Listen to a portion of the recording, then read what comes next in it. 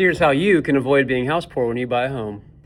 Okay, so I wanted to make this video because I got another TikTok comment saying that $1,650 per month for your mortgage payment is just too much whenever you only make $50K a year. And honestly, it's a valid concern, and I figured it'd be good to break it down. So let's do it. So the reason that sounds so high is because when lenders are pre-approving you for a mortgage, they're looking at your gross income, not your net income, and also your debt to income ratio. So how much of your gross income is going back out towards debt repayment, and they're usually going to cap that at about 50%. See, but the problem is that your max pre-approval at that 50% cap is not factoring in other life expenses such as groceries, childcare, car insurance, everything else that life hits us with. So when we are shopping at our max pre-approval amount and we're not factoring in all of those other life expenses, that's where people start to feel stretched. And so if you want to avoid being house poor, here's how you do it.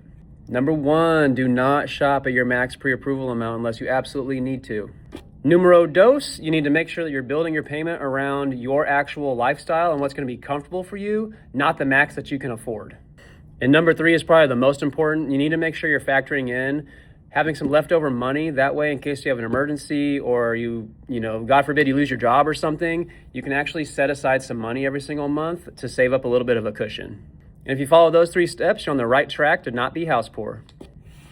And I say this every single time, you guys, but seriously, everybody's situation is different.